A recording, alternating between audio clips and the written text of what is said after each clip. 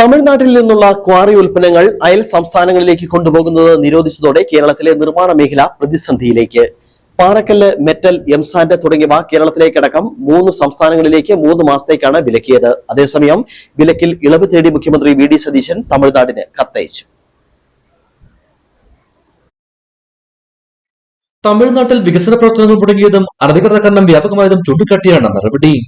ടി.വി.കെ സർക്കാർ അധികാരമേറ്റതിന് പിന്നാലെ ഖനനത്തിന് കർശന നിയന്ത്രണം ഏർപ്പെടുത്തുകയും തെങ്കാശി, വിരുദുനഗർ, മധുര ജില്ലകളെ 60ലധികം അനധികൃത ക്വാറികൾ അടച്ചുപൂട്ടുകയും ചെയ്തിരുന്നു. നിരോധനം കേരളത്തിലെ അതിർത്തി ജില്ലകളെയാണ് കൂടുതലായി ബാധിച്ചിരിക്കുന്നത്. കേരളത്തിന് പുറമെ കർണാടക, ആന്ധ്രാപ്രദേശ് എന്നീ സംസ്ഥാനങ്ങളിലേക്കും കയറ്റി അയക്കുന്നതിന് 3 മാസത്തേക്കാണ് വിലക്ക് ഏർപ്പെടുത്തിയിരിക്കുന്നത്.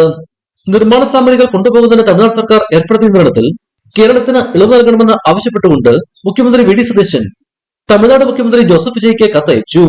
ദേശീയപാത അടക്കമുള്ള പദ്ധതികളിലെ കേരളത്തിന്റെ നിർമ്മാണത്തിന് സാമഗ്രികൾ തമിഴ്നാട്ടിൽ നിന്നാണ് എത്തിക്കുന്നത്. നിയന്ത്രണത്തോടെ കേരളത്തിന്റെ പല ഭാഗങ്ങളിലേക്കുമുള്ള ലോഡുകളുടെ വരവ് കുറഞ്ഞു.